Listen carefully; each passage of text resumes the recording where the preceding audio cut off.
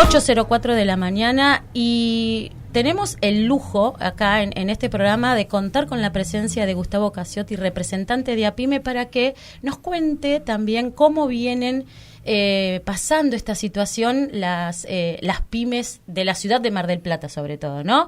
Y le damos la bienvenida. Buen día, Gustavo. Hola, ¿qué tal? Muy buenos días a todo el equipo. En primer término, gracias por la invitación. Es un gusto, efectivamente, ya hemos estado en otras oportunidades y la verdad que, en definitiva, es una gran oportunidad para el sector PYME poder expresar su mirada frente a una situación tan compleja en donde hay un montón de elementos que están sobre la mesa, que están a la vista, pero que siempre ameritan una mayor explicación, desgranar determinadas noticias o medidas que ayudan a entender un poco más y mejor por dónde va transitando la vida del sector de la pequeña y mediana empresa. Exactamente, sobre todo eso que es el entramado territorial y que nosotros siempre con Osmar siempre decimos cuán permeables son las pequeñas y medianas empresas en el territorio, ¿no? Y cercana al ciudadano. El tema es que la PYME tiene la característica de dar 7 de cada 10 empleos de los existentes en la formalidad. Exactamente. ¿No? O sea, cuando hablamos de los trabajos en blanco, 7 de cada 10, 8 de cada 10, dependiendo el municipio, los dan las pymes, y las pymes son las principales afectadas frente a estas situaciones, estos vaivenes económicos o aperturas indiscriminadas y demás cuestiones que son las medidas que se están tomando en este momento. Yo la primera pregunta que tengo para hacerte es ¿cuántas pymes conforman a PYME? O sea, ¿cuántas pymes representa la asociación? Mira, vos sabés que el tema numérico es algo realmente relativo, porque más allá de la cantidad de asociados que tenemos desde la formalidad o desde la informalidad, porque nosotros somos una asamblea. Entonces, eso es un rasgo distintivo, es una organización de base en donde tenemos un sinfín de comerciantes, de emprendimientos, muchos de la economía social, de la agricultura familiar que participan, que se suman a la entidad, independientemente de su afiliación y del pago de la cuota, precisamente para poder nutrirnos de esas realidades y que a su vez esos emprendimientos puedan tener una devolución por parte de APYME en cuanto a la orientación o a la ayuda para poder entender más y mejor el impacto de determinadas medidas o cuestiones de la economía y las finanzas, no solamente en este momento tan especial del país, sino a lo largo de una larga historia. Nosotros somos una entidad que tiene más de 35 años a nivel nacional, con muchas delegaciones, que ha tenido distintas expresiones dentro de la ciudad. Por ejemplo, hace más de 10 años, 15 años aproximadamente, nosotros consideramos que nuestro sujeto político y económico eran básicamente los emprendedores, no solamente de la economía social, y a partir de eso avanzamos en varios convenios con el Ministerio de Trabajo para capacitarlos y que fuera, en definitiva, esa formación, el puntapié para el inicio de una micropyme. Muchos se han desarrollado, incluso han logrado sostenerse en el tiempo, tomar empleados y convertirse en lo que hoy es una pyme. Sin embargo, luego han sobrevenido épocas políticas que se han llevado puesto al emprendedurismo y obviamente ese sujeto al cual nosotros destinábamos nuestros esfuerzos quedó medianamente diluido. Esta es un poco la dinámica que tiene la vida económica y el relacionamiento con la pequeña y mediana empresa.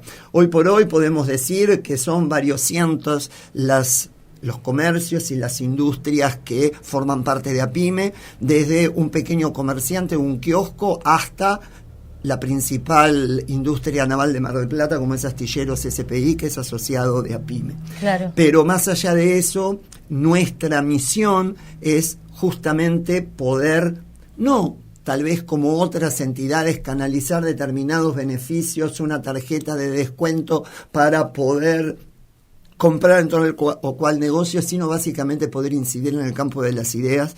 Por eso es que desde hace tantos años, más de 12 años, sostenemos en forma ininterrumpida un espacio radial todos los sábados también, para poder compartir la realidad del sector y tratar de esa manera de incidir o de ayudar a entender a ese pequeño y mediano comerciante cuál es el impacto de determinadas medidas o cuáles son las perspectivas frente a determinados contextos económicos que no siempre están al alcance de la mano de esa pyme, porque no hay duda que el empresario, cualquiera sea la envergadura, tiene un gran conocimiento de su expertise, Claro. tiene el saber hacer de su rubro, pero no siempre tiene una adecuada perspectiva del rumbo económico financiero en función de los modelos o de los contextos que se transitan, y nosotros humildemente procuramos llevar no quiero decir una luz, porque o sea, acá nadie tiene la verdad revelada, ni mucho menos, pero sí tratar de colaborar con miradas reflexivas, propiciando el pensamiento crítico para entender más y mejor la situación, y en función de eso puedo tomar decisiones. Excelente. ¿Te quedas? Seguí, si tenés otra pregunta. Hoy es tu día. Bien, no, sí, porque, a ver, tuve la suerte de escucharte en la multisectorial que se hizo hace unas 2 semanas, ¿no? Y digo, tenemos que tenerlo nuevamente en el programa y escuchar, porque justo te escuché a vos un viernes, el domingo sale un comunicado de prensa que 2.000 pymes estaban a favor de la ley ómnibus y del decreto de necesidad y urgencia. Y yo digo, ¿qué tan representativas son estas 2.000 pymes que salieron a anunciar esto? Y más raro aún fue encontrar que esta asociación que hizo el comunicado del domingo, creó su cuenta de Twitter el día sábado y sacó 2.000 pymes de no sabemos dónde, si bien algunas sí se tiene registro, otras no sabemos qué otras pymes avalan eso, y si es realmente dentro del movimiento pyme, que yo entiendo por un lado que tal vez pensar en una micropyme que tiene que emplear a una persona, pagar las cargas sociales, debe ser una carga y debe ser un desafío para alguien que está arrancando. Pero ¿cómo ven estas leyes que se tratan de modificar? Por ejemplo, reducción de las cargas sociales o particularmente los derechos laborales que están asociados y que son afectados por el decreto de necesidad de urgencia, por la ley ómnibus, si realmente benefician, perjudican o en qué punto se encuentran las pymes, al menos de la asamblea que vos representás. Mira, te cuento. De alguna manera podríamos resumir nuestra postura diciendo que atentar contra los derechos de los trabajadores para las pymes es pegarse un tiro en los pies. ¿Por qué decimos esto? Porque históricamente, toda vez que se han avasallado los derechos de nuestros trabajadores, a nosotros como sector pyme nos fue mal, pese a lo que parte de la sociedad puede considerar. Esto no quiere decir que no haya cuestiones para mejorar, para ayornar dentro de la legislación laboral. Pero el destino de los trabajadores y de los empleadores pymes que dan trabajo a esos laburantes es común. Sistemáticamente a lo largo de nuestra historia siempre nos fue bien cuando hubo políticas de impulso del mercado interno, desarrollo de la industria nacional, donde los trabajadores pudieron crecer en sus salarios reales e incorporar nuevos derechos. En esos contextos las pymes nos desarrollamos. Pensar que recortando derechos o pulverizando el salario de los trabajadores, las pymes van a poder mejorar su ecuación, es un error que incluso está respaldado por la experiencia histórica. ¿Y por qué digo esto? Porque nosotros como pymes necesitamos el poder de compra de los asalariados, de los trabajadores en general, activos y pasivos. Dependemos del mercado interno. Recortar derechos, pulverizar en términos reales salarios, atenta contra nuestros propios intereses. Te lo grafico de una manera muy sencilla. Un almacén que tiene trabajadores regularizados con salarios crecientes o al menos que le empaten a la inflación, va a poder generar consumidores, tal vez no para el propio comercio, pero sí para otros rubros. Y a su vez, el empleado de la farmacia, del restaurante, de la bicicletería, va a tener capacidad de compra para venir a comprar al almacén. Es una rueda virtuosa. Pensar hoy por hoy que avasallando derechos la pyme va a tener mejores condiciones para contratar nuevos empleados, es un error. ¿Por qué? Las pymes toman nuevos empleados cuando los necesitan. Y los necesitan cuando hay desarrollo del mercado interno, hay una demanda creciente y hay desarrollo de la industria nacional. En un momento recesivo como el que estamos atravesando, con perspectivas que la verdad no son nada alentadoras, que van a determinar indefectiblemente el cierre de pymes y la pérdida de puestos de trabajo, pensar que la flexibilización de las leyes laborales va a motorizar a una empresa a tomar nuevos empleados es una falacia. Porque no va a suceder, la empresa no va a tomar nuevos empleados si no tiene demanda, si no tiene a quién venderle. Con esa idea nos tenemos que ir a la primera pausa y seguimos y reflexionamos sobre esto, porque generalmente uno piensa en lo macro, ¿no? Y cómo motorizar, y no se tiene en cuenta estas situaciones que las pymes lo viven día a día. Nos vamos a la primera pausa. 8:18 de la mañana y tenemos la palabra autorizada de Gustavo Cacciotti, representante de APYME, contándonos cuál es la realidad de nuestras pymes, de la ciudad y también de la región, no solamente de la ciudad de Mar del Plata. Y veníamos contando esto, ¿no? Cuáles son las falacias que se ven en la sociedad respecto de si se flexibiliza o no derechos, si aporta a que se genere más empleos registrados, bueno, dentro del mundo pyme. Primera falacia desmontada, no es cierto. O sea, lo que beneficia el crecimiento de las pymes es el crecimiento del consumo interno, la producción nacional, etcétera. Que también lo vinimos tocando el sábado pasado cuando tocamos el tema de que se quieren reformar la pesca, y dijimos, no solamente va a afectar al empleo directo de las personas que están embarcadas y las que trabajan directamente en el pescado, sino también en todos esos comerciantes, en las escuelas que están ahí. O sea, se dinamiza en absolutamente todo, porque si uno no tiene poder adquisitivo, si llevaba al colegio privado, lo va a sacar del privado, lo va a llevar al público, y así sucesivamente. Entonces, hablábamos la semana pasada que 20.000 puestos de trabajo, directos e indirectos, están en riesgo con la modificación del régimen nacional de pesca. Exactamente. ¿No? 20.000 empleos. A grosso modo, 400.000 pesos por sueldo de trabajador. Estamos hablando de 8.000 millones de pesos por mes que circulan menos en la economía local.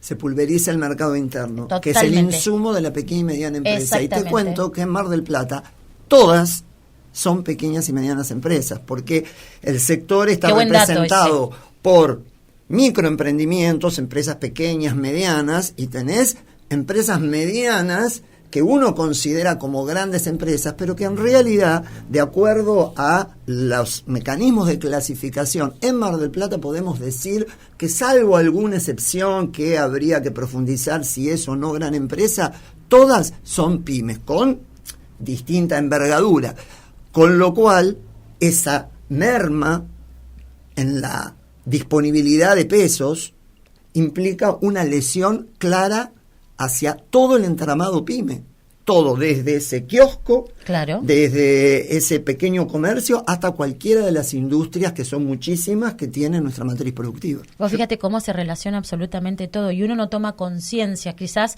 cuando empiezan con estas modificaciones y todas juntas, uno se puede, pero tiene que tomar conciencia que cada uno de los puntos que se pueden modificar va a repercutir en todas las actividades y todas relacionadas con todo. O sea, estamos todos relacionados con todo. Mira, de alguna manera, las propuestas que están incluidas, este es el diagnóstico de nuestra gremial, y que coincide con tantísimas gremiales empresarias que nuclean el sector pyme, que las hay muchas en el país, relacionado con justamente las propuestas que están incluidas tanto en la ley ómnibus como en el decreto, implica lisa y llanamente un jaque mate para el sector pyme.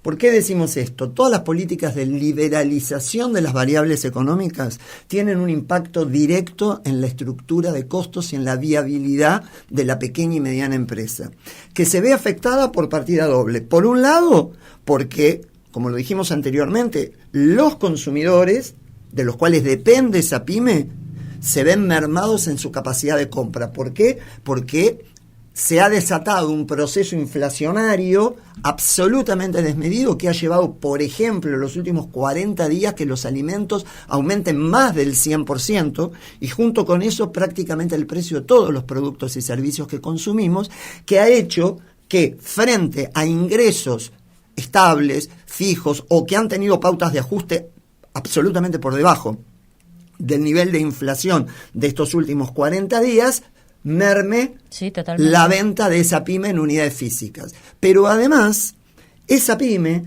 está atenazada por el impacto en sus costos de los aumentos, sobre todo teniendo en cuenta que el grueso de los llamados insumos difundidos, en definitiva su materia prima, hierro, acero, chapa, papel, cartón, materiales eléctricos, están provistos por muy pocas empresas que tienen un rol monopólico u oligopólico, que tienen la capacidad para fijar el precio a gusto y piacere en un marco de ausencia total de controles. Vos me dirás, bueno, pero en otros periodos de la historia recientes había controles y sin embargo los precios aumentaban. Sí, por supuesto, había que generar una sintonía fina, había que tomar decisiones políticas para controlar esos abusos que nosotros llamamos de posición dominante. Pero cuando una gestión anuncia en forma expresa la liberalización de todas las variables y expresa, verbaliza que no va a haber ningún tipo de control, pasa lo que sucedió. Aumentos desmedidos que dejan a la pyme prácticamente sin margen de maniobra. Sumado a esto, el impacto inminente del aumento de las tarifas, que también impacta por partida doble, porque le resta capacidad de compra a su consumidor, que va a tener boletas domiciliarias de mayor valor y que va a tener menos resto para destinarlo a la compra de otros productos y servicios, y un valor de la energía para las industrias, por supuesto para el comercio, pero va a impactar de lleno en los procesos productivos, que las va a sacar del juego a muchísimas pymes. Esto no solamente en el orden local, sino que se va a dar inevitablemente a nivel nacional. Si a esto le sumamos como nuevo componente las pretensiones de abrir las importaciones de bienes de consumo, que van a generar una competencia absolutamente desleal. ¿Y por qué digo desleal? Porque este es un tema también que tenemos que profundizar, porque está instalado en muchos esta idea de que es bueno que ingresen productos importados para que el que produce en el orden local eleve su calidad y baje los precios. Eso es mentira. No ha sucedido. 70, se demostró en los 90. Exactamente. Y lo vivimos más o menos también en el 2015 con MM. Sí. ¿No? Sí, sí. O sea, ya lo vivimos reiteradas veces. O sea, y el factor es la economía oligopolizada. Yo discuto con muchos compañeros de laburo que han votado al presidente electo en este momento, en funciones, y yo le digo, a ver, yo no dudo, no pongo en cuestión las virtudes que tenga el libre mercado, pero el libre mercado tiene virtudes si hay competencia. Si el mercado está oligopolizado, el monopolio es el principal enemigo del libre mercado. Exactamente. Si vos liberalizás las variables económicas, fortalecés esos oligopolios y te dejan en pampa y la vía, hermano. Entras en una plena contradicción, porque por un lado se defiende el libre mercado y por otro lado se alienta la formación de posiciones dominantes. Claro.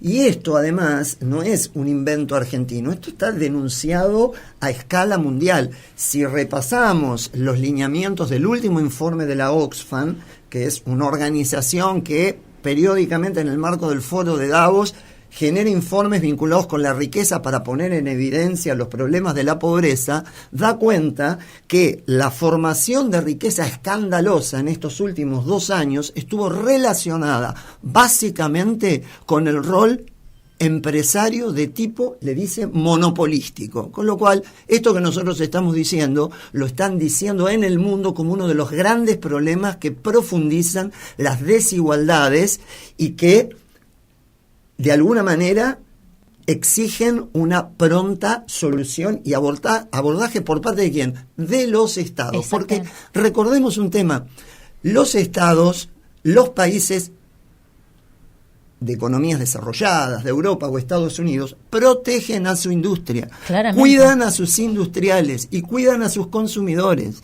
Entonces, este verso de la apertura indiscriminada de las importaciones, de los mercados, es aplicable evidentemente en países, como se decía antes, en vías de desarrollo, como podemos ser nosotros, pero los países centrales, independientemente de la orientación política que tenga cada uno, cuidan a su industria. A ver si nosotros, graciosamente, como Argentina, podemos introducir un producto elaborado en Francia o en Estados Unidos. No. Exactamente. Eso te iba a Respetamos determinados parámetros en el marco de un determinado convenio, y si lo introducimos va a ser a cuentagotas y siempre y cuando no afecte a sus propios industriales. Pero lo vemos en las mismas noticias, cuando dice se abrió el mercado para poder exportar, la Argentina podrá, pero para poder exportar eso, es que son muy pocas noticias, tuvo que haber todo un procedimiento, tuvo que haber una aceptación, porque claramente del otro lado se están cuidando también su industria y la capacidad que tenga. Es que una apertura boba,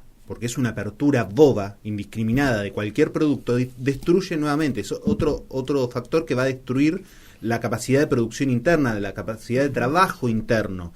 En Francia, por ejemplo, existen lo que se llaman medidas pararancelarias. ¿Qué son las medidas pararancelarias? No se les cobra impuestos. Por ejemplo, yo quiero exportar queso a Francia. Tal vez no tengo que pagar impuestos para exportar queso, pero el paquete tiene que tener determinadas características, el envoltorio tiene que ser reciclable, y me meten trabas que yo como productor argentino no puedo cumplir para meter mi producto en ese mercado. Que en última instancia no es que es necesario que el paquete sea reciclable, no, sino que es la traba que meten para proteger su mercado interno. Exactamente. ¿No? O sea, en función de lo que vos comentás, la primera conclusión a la que podemos arribar es que en el marco de estas políticas la Argentina está yendo a contramano del mundo, definitivamente, porque volviendo con el informe de la Oxfam, sí, que da cuenta de los niveles de inequidad y la acumulación escandalosa de riqueza, no solamente hace el diagnóstico, sino que genera propuestas. ¿Y cuál es la propuesta principal? Un rol más activo y protagónico de los estados para poner límites a la actividad empresaria y evitar abusos de posición dominante. Claramente, Incluso que es lo que no se sé fue si perdiendo todo este último tiempo, ¿no? Las grandes multinacionales, el poder económico, tratar de dinamitar el poder que tiene político, de poner esas políticas, esos controles a ellos mismos, ¿no? Esa es la realidad y lo que venimos viviendo hace décadas. No sé si en este último foro de Davos o en el del año pasado hubo 2.000 o 3.000 multimillonarios que presentaron una carta diciéndole que los estados nos cobren más impuestos, por favor. En este fue. Lo vamos a tocar también en algún momento. Porque ¿sí? es una locura. Los multimillonarios están diciendo: cóbrennos porque que no nos mueve la aguja. No nos mueve la aguja y la gente lo está necesitando. Es que a grandes rasgos hay que tomar conciencia de esto. Las multinacionales y las grandes empresas tienen exenciones, porque los estados lo que le dan son exenciones y lo demás.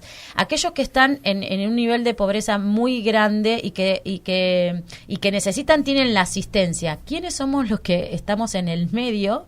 Y que los que son pagamos los impuestos, laburamos y nos pasan todas esas... Los que estamos en el medio, porque básicamente es eso.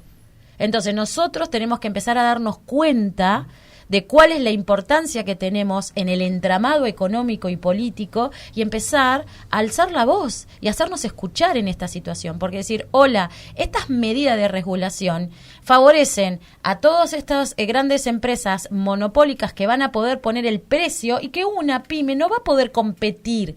O sea, es imposible competir con los grandes, es la ley del más fuerte. Vos sabés que hablás de competencia, hacíamos referencia al ingreso de productos importados y procuramos justamente desacreditar la postura de que el producto importado provoca la disminución del precio. En realidad lo que genera la destrucción del proceso productivo local, la pérdida de puestos de trabajo. ¿Y por qué decimos que es competencia desleal? Porque, en primer término, gran parte de los productos que ingresan del exterior vienen con precios subsidiados. O sea, en definitiva, bajo dumping, que eso genera per se una competencia desleal. En segundo término, nosotros hoy por hoy tenemos una estructura tarifaria en materia de energía a contramano de lo que sucede en otros países. Exacto. En donde se establecen valores de la energía para producir acordes con la ecuación de la industria en cuestión. Entonces, hoy por hoy, el costo de la energía en nuestro país, está bien, esto no es algo nuevo, se está profundizando y se va a poner más áspero en la medida en que se eliminen subsidios y aumente el valor de la energía, le impide a la industria nacional competir de igual a igual con un producto elaborado en el exterior. Y otra cuestión está vinculado con la logística, en donde nosotros en nuestro país tenemos defectos estructurales en la logística que hacen que nuestros productos proporcionalmente queden más caros que los del exterior. Entonces, someter sin un proceso de adecuación a lo largo del tiempo, inteligente, estratégico y planificado, ¿por quién? Por parte del Estado, para poder competir que nuestros productos puedan competir con los del exterior y generar saldos exportables que disputen mercados en el exterior, lo único que va a generar es la destrucción de la industria nacional. Y cuando digo dificultades en la logística, pensemos que lo que sale hoy trasladar una tonelada de producto por barco, si pensamos en $1, transportarla por tren sale $10 y transportarla por camión sale $100. Y sabemos que nuestra logística está basada básicamente en el transporte terrestre. Exactamente. Lo que consumen Gracias, Carlos. Porque claro, ¿no? O sea, la destrucción de los trenes fue en los 90. Claro. Exacto. O sea, en los 90, con Carlos Menem, que el presidente que hoy está en la Casa Rosada dice que fue el mejor presidente desde la vuelta de la democracia. Vos fijate que un paquete de galletitas en la góndola de un almacén de Tierra del Fuego, pensemos en Ushuaia o en cualquier otra ciudad de Tierra del Fuego, llega por camión y no por barco. Entonces, en el precio de venta tiene un componente logístico que es absolutamente absurdo. Entonces, tenemos que empezar a corregir esas cuestiones para poder abrir el juego y disputar mercados o que el producto que entra de afuera pueda competir en un pie de igualdad con los nuestros. Hoy sería un industricidio. Con esta reflexión y con esta idea nos vamos a la segunda pausa y volvemos para seguir hablando sobre las pymes.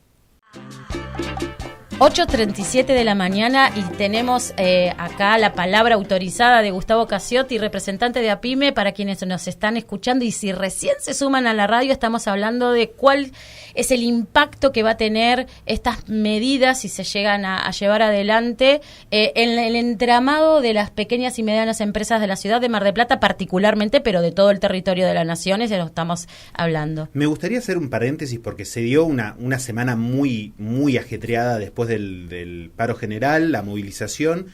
Hubo un doble, un doble papel dando vueltas para que se aprobara el dictamen, ¿no? O sea, para que se aprobara el dictamen de la ley, previo en comisión se discute el articulado de la ley. Sí. Si se aprueba, pasa al Congreso. Sí. Había dos documentos distintos circulando adentro. Es gravísimo. Es gravísimo. Es gravísimo. Es gravísimo porque estamos hablando de documentos públicos, estamos hablando de que las medidas le van a afectar a cada uno, nos van a afectar a cada uno de nosotros. Entonces, el procedimiento legal tiene que cumplirse. Eso es gravísimo. Es gravísimo porque quiere decir que algunos, con un documento en mano, dijeron, sí, yo estoy de acuerdo con lo que dice acá adentro, pero era distinto de lo que circulaba en manos de otro diputado. Exactamente. Ayer, entre muchos vaivenes, una entrevista a las 6 de la tarde a Javier Gerardo, no voy a ceder en nada. 2 horas después, Caputo diciendo, vamos a eliminar todo el paquete fiscal. Pero lo más grave de todo lo que se está dando alrededor de esto, se está trozando, por así decirlo, la ley ómnibus, pero mantienen firme las facultades legislativas que le arrogan al presidente durante un año con posibilidad de extender 2 años. Y ahí hay que prestar atención. Todo lo que sacan ahora para que los diputados lo van a poder hacer ellos solos. Lo van a poder poner a su sola firma del presidente al día siguiente. Por eso, si no se modifica el artículo 2 de la ley ómnibus, sigue siendo un chiste, sea lo que sea que modifiquen adentro de la ley. Exactamente. Nosotros consideramos definitivamente que la ley ómnibus no puede avanzar en los términos en que está planteada. Esta postura fue expresa por parte de APIME. No se trata de merituar o considerar cada uno de los más de 600 artículos, sino que esa ley tiene que ser rechazada de plano. Primero, por la falacia que implica la delegación de facultades en el Poder Ejecutivo, que lo habilita, como bien dicen, para avanzar con las medidas que no estén incluidas dentro de una posible sanción, si es que tiene lugar la semana que viene o cuando fuera. Sino que lisa y llanamente implica una reconfiguración de la sociedad argentina que es imposible ser analizada, tratada seriamente en el marco de un paquete de semejante magnitud. Entonces, si estamos dispuestos como sociedad a dar la discusión sobre tantísimos temas que seguramente requerirán una evaluación, un reanálisis, un ayornamiento, habrá que encarar la presentación de leyes por separado para que en el plenario del Congreso, donde están nuestros representantes, se discutan y, si corresponde, se avance o en modificaciones o en nuevas leyes. En estos términos nos parece que es absolutamente disparatado. APIME particularmente se opone, con el agregado que muy bien comentaron de las facultades, que implica lisa y llanamente una trampa, porque estamos sometidos a una discusión bizarra durante todas estas semanas, cuando en definitiva, de aprobarse, con sus más, con sus menos, con el tema de las jubilaciones adentro o afuera, pero después el Poder Ejecutivo queda facultado por decreto a tomar las medidas que considere. Nos parece que se está violentando no solamente la división de poderes, es un atentado contra la República, contra las instituciones y contra el sentido común de cada uno de nosotros. Contra el hecho de que vivimos en democracia y que por algo existe el Congreso, el Poder Ejecutivo y el Poder Judicial. Yo creo que hay que volver al libro de cívica que tuve en su momento, que ahora es ciudadanía en el colegio, ¿no? Y que amo ese libro de cívica, y la parte que más amé particularmente fue cuando estudiamos el tema de la Constitución y la división de poderes. Hay que defender la división de poderes y cada facultades que tiene esa división de poderes. Entonces, el Congreso no es algo que es insignificante, es donde se debate, es donde se escuchan las voces, en donde las voces nuestras son escuchadas a través de diferentes expertos, como han pasado acá, hablando en diferentes puntos, la ley ambiental, la ley de bosques, o sea, los científicos. Hay gente que es profesional en eso y que están dando la mirada y que los legisladores tienen que escuchar para después poder tomar una decisión. Bueno, compartimos la idea, o comparto la idea, de que tiene que ser rechazada de plano la ley y que cada una de las modificaciones que se necesite pasen correctamente por el Congreso, como debe ser, con un anteproyecto, con las comisiones y después con el debate que se merece y que nos merecemos como ciudadanos y como personas que vivimos en democracia. Porque así como respetamos la persona que fue electa en el Poder Ejecutivo a través del voto, y está perfecto, también el Poder Ejecutivo tiene que respetar cuáles son las facultades y los derechos del Congreso. Y que también entran mis derechos, ¿no? Mis derechos como ciudadano tienen que ser respetados. Creo que eso es algo que venía guardando y no lo decía tan abiertamente, pero creo que es el momento de sentar las bases, porque se están perdiendo muchas cosas, y yo lo veo en las noticias, en esto de si la jubilación, si no la jubilación, si la ley de bosques, si no la ley de bosques, si todo lo demás, y se está perdiendo de vista el artículo número 2, en donde se le dan las facultades legislativas al Poder Ejecutivo. Vos sabés que esta situación está íntimamente relacionada, y yendo a un tema tal vez más económico, con una falacia que plantea en origen los objetivos del DNU y de la ley ómnibus relacionada con la reducción del déficit fiscal y el objetivo de llegar al presupuesto equilibrado, que es considerar justamente que el gasto público es excesivo, que históricamente el país lo cubre con emisión monetaria, y entonces, para evitar la emisión monetaria y achicar el gasto público, es necesario instrumentar todas estas medidas y propuestas, porque en definitiva, a nuestro entender, la piedra basal de todas estas medidas están argumentadas en boca del propio presidente y del ministro de Economía, la necesidad de achicar el gasto fiscal.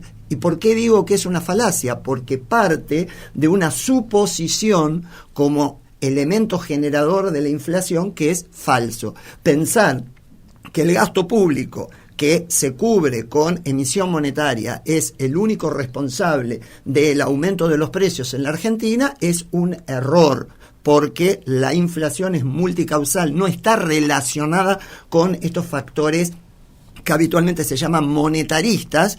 Las causas de la inflación pasan por otro lado, en algún momento las podemos desarrollar, pero vos fíjate qué gravedad estamos transitando, ya que todas las propuestas de más de 600 artículos se basan fundamentalmente en la necesidad de achicar el gasto. Por eso, la eliminación del régimen de supresión del impuesto a las ganancias a los trabajadores, por eso el aumento de las retenciones, por eso la transferencia del Fondo de Garantía de Sustentabilidad del ANSES al Tesoro Nacional, por eso la eliminación de la Ley Federal de Pesca, con el objetivo de aumentar supuestamente los ingresos del Estado y reducir gastos. Pero esos objetivos parten de un diagnóstico deliberadamente equivocado, con lo cual los resultados nunca pueden ser virtuosos cuando se parten de premisas equivocadas. El tema es que toda la corriente liberal argentina, neoliberal, libertaria ahora que están en el poder, parten de un error muy profundo, que es considerar la ciencia económica una ciencia exacta.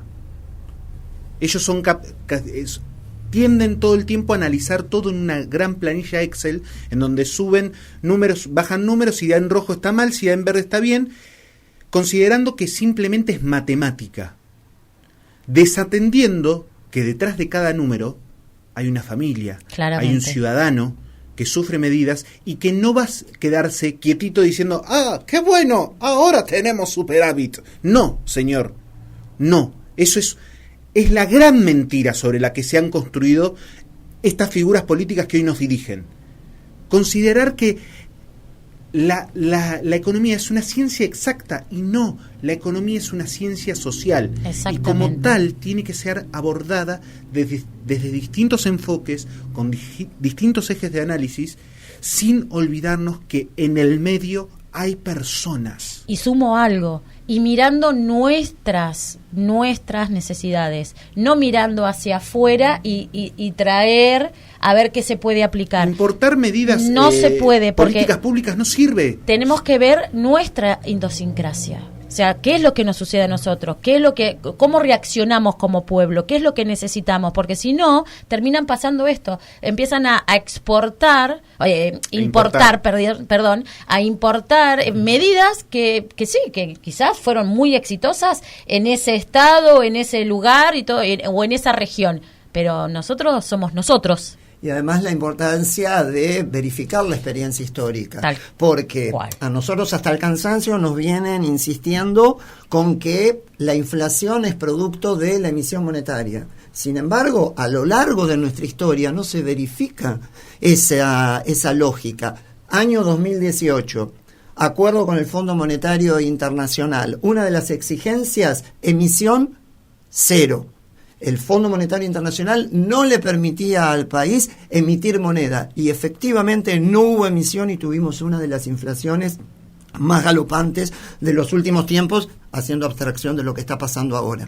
Con el gasto público lo mismo. Por exigencia del Fondo Monetario Internacional no se podía avanzar en el gasto. Se cerró el grifo, el Estado dejó de pagar, dejó de gastar. Hubo igualmente inflación. Entonces, evidentemente, no hay un correlato entre una cosa y otra.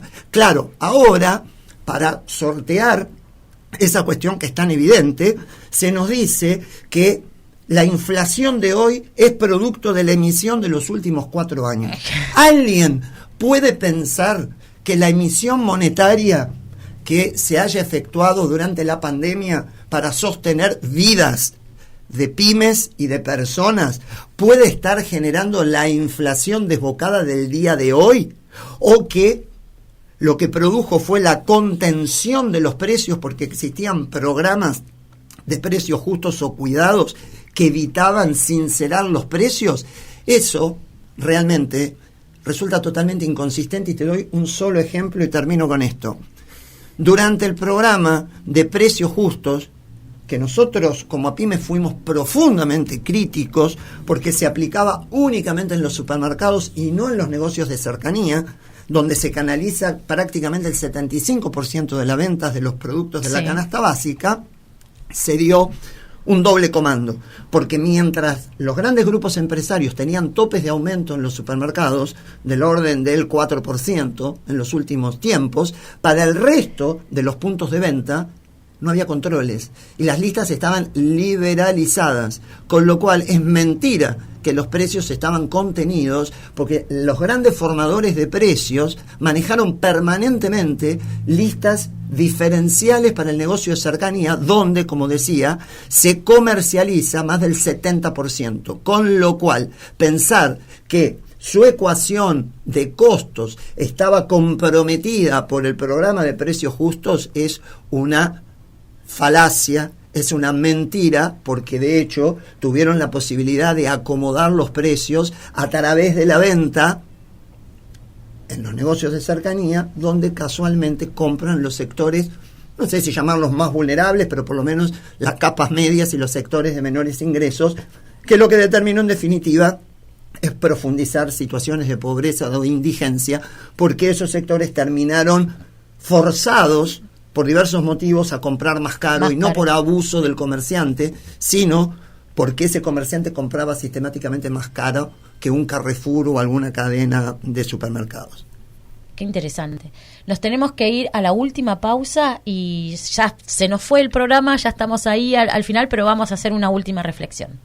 8:54 de la mañana y ya se nos fue el programa, nos quedan unos minutitos nada más para usarlo como reflexión de este hermoso programa que bueno, que nos lleva a la reflexión, nos lleva al conocimiento y a empezar a darnos cuenta y tomar conciencia de lo que nos sucede, ¿no? Porque también fuera de aire estábamos hablando de esto, ¿no? No es necesario esperar a que sucedan las cosas, sino también es necesario mirar hacia el futuro y tener un pensamiento estratégico para que no suceda eso que nos va a hacer mal. No es necesario chocarnos contra la pared, ¿no? Quizás esto es algo mío, lo aporto porque lo veo y lo sigo, lo veo en el día a día de hoy, que no, bueno, pero sí, pero es lo que pasa, veré qué pasa cuando... No, veré qué pasa, no.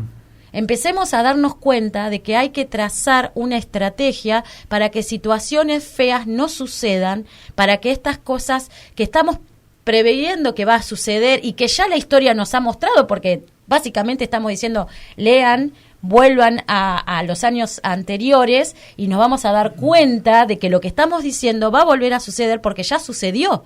Entonces, empecemos a pensar ahí y a reflexionar y a tomar las medidas antes y a alzar la voz y decir lo que pensamos y a exigir que nuestros derechos se nos respeten. Nosotros particularmente desde APIME consideramos que ese definitivamente es el camino, lo hemos puesto en práctica a lo largo de toda nuestra trayectoria, no solamente porque nos consideramos sujetos políticos, sociales y económicos y estamos comprometidos con el devenir de la comunidad, y para eso es necesario anticiparse a los acontecimientos, tener una visión estratégica, poder planificar y poder defender los intereses desde nuestro lugar de toda la comunidad, porque estamos convencidos que lo que le pasa a la PYME es lo que le pasa a la gente. En el inicio del programa hacíamos referencia a que la PYME es dadora de más del 75% del empleo formal en la Argentina. Somos la mayoría, el 97% de las unidades productivas y comerciales son pequeñas y medianas empresas. Entonces, en definitiva, lo que le suceda al entramado PYME es lo que le sucede a la comunidad. Pero además, por una cuestión de supervivencia, el sector de la pequeña y mediana empresa, englobando dentro de esta definición a todas las realidades, desde los emprendedores de la economía social, las cooperativas, los emprendimientos asociativos, los microemprendimientos, las pymes, las medianas empresas que son ya más grandes, de más envergadura. Necesitamos tener una visión estratégica y merituar los efectos o el impacto de determinadas medidas para poder tomar decisiones. Exactamente. Porque llevándolo al plano estrictamente sectorial, más allá de nuestro compromiso con la comunidad toda, nosotros necesitamos merituar cuál va a ser el impacto en la medida en que avance tal o cual medida propuesta en la ley ómnibus, y en función de eso veremos si tomamos o no tomamos personal, si nos vemos obligados a despedir empleados, si alquilamos un nuevo local para expandirnos o si por el contrario nos achicamos, si renovamos el contrato de alquiler o no, si nos achicamos de local, si desarrollamos un nuevo producto, para lo cual tenemos que invertir en ciencia, tecnología, en desarrollo de marketing. Entonces es fundamental tener conocimiento del contexto, poder anticiparse y actuar en consecuencia, porque el empresario pyme, como sujeto político, tiene que ser parte de esta discusión, poder instalar estas cuestiones para preservarse y generar desde ahí un aporte a la comunidad de la cual depende. Con esas palabras nos estamos yendo, impresionante. Te damos muchísimas gracias por participar. Está con nosotros Gustavo Casiotti, representante de APYME, quien nos dijo cuál es la realidad y también reflexionamos cuál es lo que necesitamos también hacer, ¿no? El gran desafío es pensar en políticas, construir las políticas a largo plazo en contra del individualismo y cortoplacismo existente hoy en la actualidad, ¿no? Con esa idea nos estamos yendo. Claro, por lo pronto van a encontrar esto que si engancharon ahora en este último minuto este programa, lo van a encontrar subido en YouTube, Voces Cooperativas, también va a haber algunos recortes en Instagram y en Facebook, Voces Cooperativas, allí nos siguen y nos encontramos el sábado que viene a las 8 de la mañana como todos los sábados. Como todos los sábados nos encontramos. Adiós.